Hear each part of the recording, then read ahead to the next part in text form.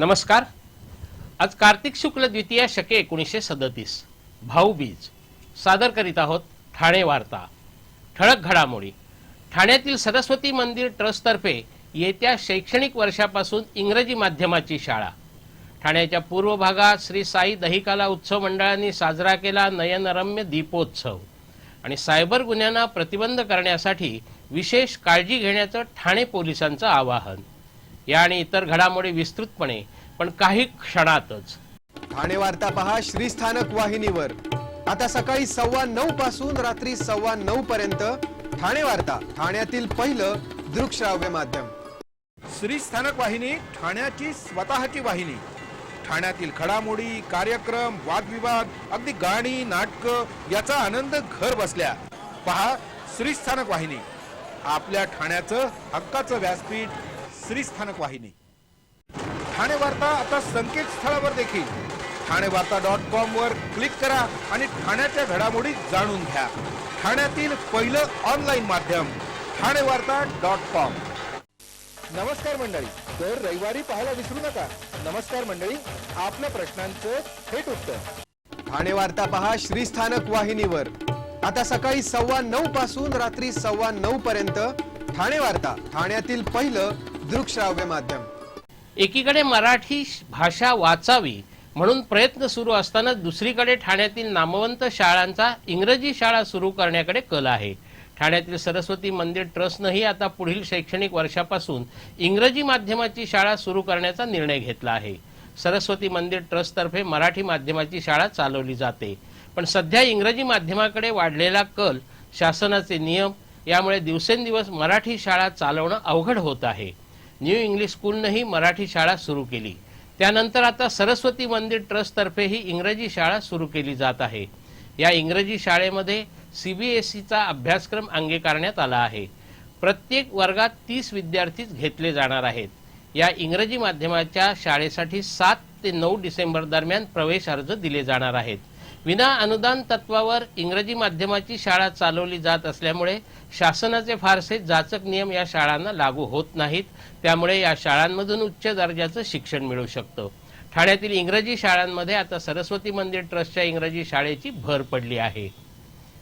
Cyber गुन्ह्यांना प्रतिबंध व्हावा म्हणून ठाणे पोलिसांनी काही सूचना दिल्या आहेत।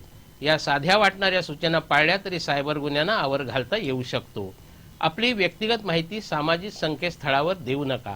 सामाजिक संकेतस्थळावर ओळख झालेल्या अनोळखी व्यक्तीला प्रत्यक्ष एकटे आणि अज्ञात ठिकाणी भेटू नका। नेट बँकिंग आणि ईमेलचे पासवर्ड वरचेवर बदलत राहावं।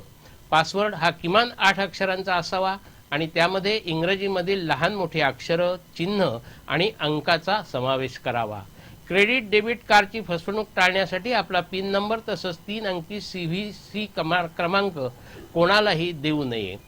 ATM मधून पैसे काढताना विशेष काळजी घ्यावी। पैसे दामदुप्पट करून देणाऱ्या योजनांवर भुलू नये। गुंतवणूक करताना त्यातील फायदे तोटे समजून घ्यावे। गुंतवणूक करणाऱ्या कंपनीची पडताळणी केल्याशिवाय दीर्घ मुदतीची गुंतवणूक करू नये। परदेशातून येणाऱ्या दूरध्वनींना भुलू नये। परदेशातून येणाऱ्या संदेशावर कोणत्याही खात्यात पैसे टाकू नये। अशा विविध सूचना सायबर गुन्ह्यांना प्रतिबंध घालण्यासाठी ठाणे पोलिसांनी केल्या आहेत। भजनासाठी मंदिरात गेल्याची संधी साधून एका ज्येष्ठ दाम्पत्याची 5.5 लाखांची लूट करण्यात आली। पाचपाखाडीतील टेकडी बंगला येथील तृष्णा कोऑपरेटिव्ह सोसायटीतील एक वृद्ध दाम्पत्य भजन करण्यासाठी मंदिरात गेले होते। पाऊण तासानंतर भजनाचा कार्यक्रम आटोपून पुन्हा घरी परतले असता त्यांना त्यांच्या घराचा कडी कोंडा कापला असल्याचं आढळलं। त्यांनी दार उघडून पाहिलं असता घरातील 2 लोखंडी कपाटातील सोन्याचं मंगळसूत्र, लक्ष्मी हार, कोल्हापुरी हार, सोन्याच्या अंगठ्या तसंच सोने आणि चांदीची नाणी आणि 18,000 रुपयाची रोकड असा 5.5 लाखांचा ऐवज चोरट्यांनी पळवून नेल्याचं त्यांच्या लक्षात आलं। नौपाडा पोलीस या प्रकरणी अधिक तपास करीत आहेत। जागतिक मधुमेह दिन उद्या साजरा होत असून भारतामध्ये दर 6 पैकी एका भारतीयाला मधुमेह असल्याचं एका अभ्यासात स्पष्ट झालं आहे।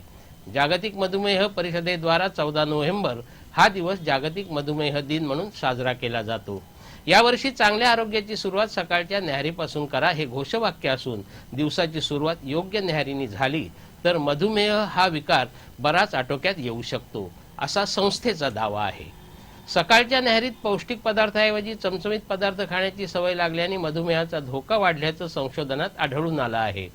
काही वर्षापूर्वीपर्यंत श्रीमंतांचा रोग मानला जाणारा मधुमेह प्रत्येकाच्या घराघरात पोचला आहे. फास्ट जीवनशैलीमुळे अनेक जण फास्ट फूडचा सहारा घेत असल्यामुळे शरीरातील आजारही वेगाने वाढत आहेत. भारतामध्ये प्रत्येक 6 व्यक्तींपैकी एकाला मधुमेह असण्याची शक्यता असून 5 स्थूल व्यक्तींपैकी 3 व्यक्तींना मधुमेहाची लागण होत आहे. निकृष्ट न्याहारीचा परिणाम रक्तातील साखरेच्या नियंत्रणावर होत असल्याचा अहवाल पब्लिक हेल्थ न्यूट्रिशनमध्ये यापूर्वीच प्रसिद्ध झाला आहे. यामुळे सकाळची न्याहारी योग्य असण्याला अधिक महत्त्व आहे. ठाणे वार्ता पहा श्रीस्थानक वाहिनीवर. आता सकाळी 9:15 पासून रात्री 9:15 पर्यंत ठाणे वार्ता, ठाण्यातील पहिलं दृकश्राव्य माध्यम. ठाणे महापालिकेतील काँग्रेस गटनेते संजय घाडीगावकर यांच्यातर्फे ठाणेकरांना दीपावलीच्या हार्दिक शुभेच्छा. ही दीपावली ठाणेकरांना सुख समाधान आणि मनशांती देणारी जावो ही ईश्वरचरणी प्रार्थना. काँग्रेस गटनेते संजय घाडीगावकर. दुकानाच्या नूतनीकरणासाठी भव्य सेल, विविध प्रकारच्या साड्यांवर 50% सूट. लग्नासाठी लागणारे बनारसी शालू, Kanjivaram, pure silk, handloom, Uppada silk, जरीच्या साड्या, याशिवाय डिझायनर, एम्ब्रॉयडरी आणि प्रिंटेड साड्या, नऊवार सिल्क आणि हँडलूम साड्या नीलकमल सारीज मध्ये आता अगदी अर्ध्या किमतीत. नीलकमल सारीज देना बँकेसमोर, गोखले रोड, नौपाडा, ठाणे. आपला परिसर स्वच्छ आणि सुंदर ठेवण्यासाठी ठाणे महापालिकेत सहकार्य करा. ओला सुका कचरा वेगवेगळा जमा करा आणि रोगराईपासून मुक्तता मिळवा. ठाणे वार्ता आता संकेतस्थळावर देखील ठाणेवार्ता.com वर क्लिक करा आणि ठाण्याच्या घडामोडी जाणून घ्या. ठाण्यातील पहिलं ऑनलाईन माध्यम ठाणेवार्ता.com. डॉक्टर आणि रुग्णांचं पिढ्यानपिढ्यांचं जिव्हाळ्याचं नातं म्हणजेच डॉक्टर बेडेकर हॉस्पिटल.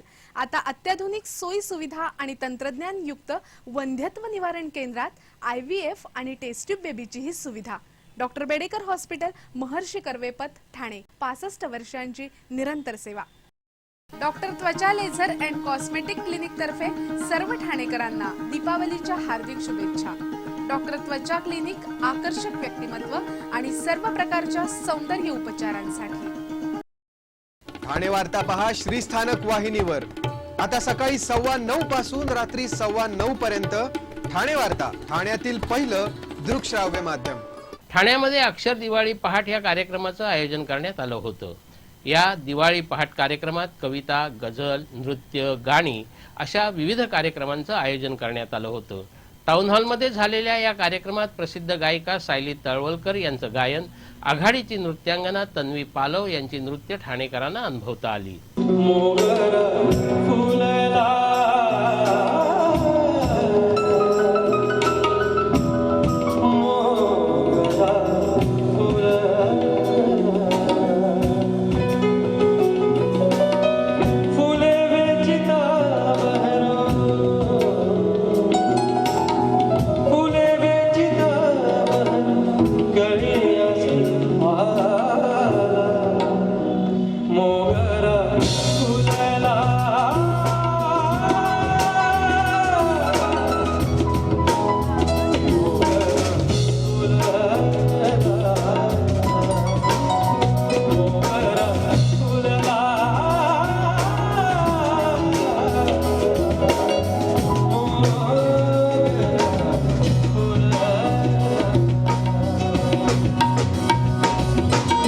समता विचार प्रसारक संस्थेतर्फे एकलव्य विद्यार्थ्यांसाठी अवकाश निरीक्षणाचा कार्यक्रम आयोजित करण्यात आला होता. एकलव्य विद्यार्थ्यांसाठी आयोजित कार्यक्रमात प्रकाश पारखे आणि वंदना शिंदे यांनी मनोरंजनात्मक आणि अत्यंत ओघवत्या सोप्या भाषेत खगोलशास्त्राचा जटिल विषय सहजतेने समजावला. मुलांच्या मनातील अनेक समज, गैरसमज, पृथ्वीवर जीवसृष्टी कशी अस्तित्वात आली, नक्षत्रांची माहिती, वार, महिने, राशी यांचा उगम कुठून झाला ह्याची माहिती देत टेलिस्कोप विषयी मुलांना माहिती देण्यात आली. यावेळी वंदना शिंदे यांनी मुलांना फटाके वाजवल्याने काय दुष्परिणाम होतात याविषयी मार्गदर्शन केलं. ठाण्यातील कोपरी भागात काल भव्य दीपोत्सव साजरा करण्यात आला. पाडव्याच्या निमित्ताने आयोजित करण्यात आलेल्या या दीपोत्सवाचं उद्घाटन शिवसेनेचे संपर्क प्रमुख आमदार एकनाथ शिंदे यांच्या हस्ते झालं. कोपरीतील श्री साई दहिकाला उत्सव मंडळातर्फे दरवर्षी असा दीपोत्सव साजरा केला जातो. या दीपोत्सवाचं हे 12वं वर्ष आहे. मिडबंदर रस्त्यावरील अष्टविनायक चौकात नयनरम्य रांगोळ्या चितारून त्यावर पणत्या लावण्यात आल्या होत्या. तसंच आवाज विरहित फटाक्यांची आतिषबाजी यावेळी करण्यात आली. याबरोबरच आकाशात कंदीलही सोडण्यात आले. नातू परांजपे कॉलनी ते अष्टविनायक चौक या परिसरात 200हून अधिक कलाकारांनी सुमारे 95 रांगोळ्या चितारल्या होत्या. यामध्ये फुलांच्या तसंच भुशाच्याही रांगोळ्या होत्या. शेतकऱ्यांच्या आत्महत्या, बेटी बचाव, छत्रपती शिवाजी महाराज, भ्रष्टाचार अशा विविध विषयांवर या रांगोळ्या चितारण्यात आल्या होत्या. या रांगोळ्याभोवती सुमारे 3000 दिवे लावण्यात आले होते. रात्री या परिसरातील संपूर्ण दिवे मालवून अंधार करण्यात आला आणि हे दिवे परिसरातील नागरिकांनी प्रज्वलित केले. संपूर्ण अंधारात हे दिवे नयनरम्य दिसत होते.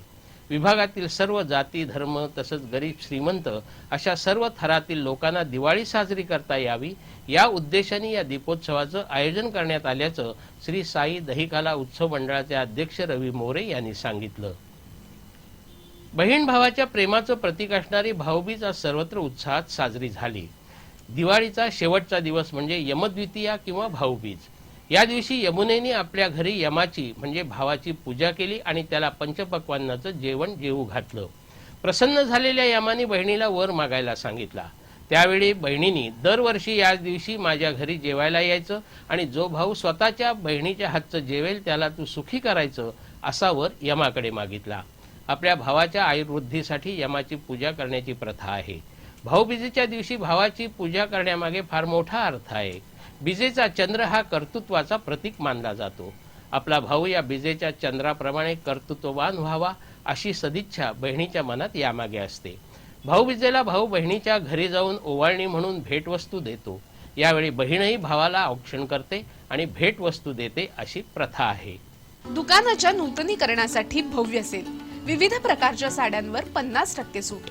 लग्नासाठी लागणारे बनारसी शालू, Kanjivaram, pure silk, handloom, Uppada silk, जरीच्या साड्या याशिवाय डिझायनर, एम्ब्रॉयडरी आणि प्रिंटेड साड्या, नऊवार सिल्क आणि हँडलूम साड्या नीलकमल सारीज मध्ये आता अगदी अर्ध्या किमतीत. नीलकमल सारीज देना बँकेसमोर, गोखले रोड, नौपाडा, ठाणे.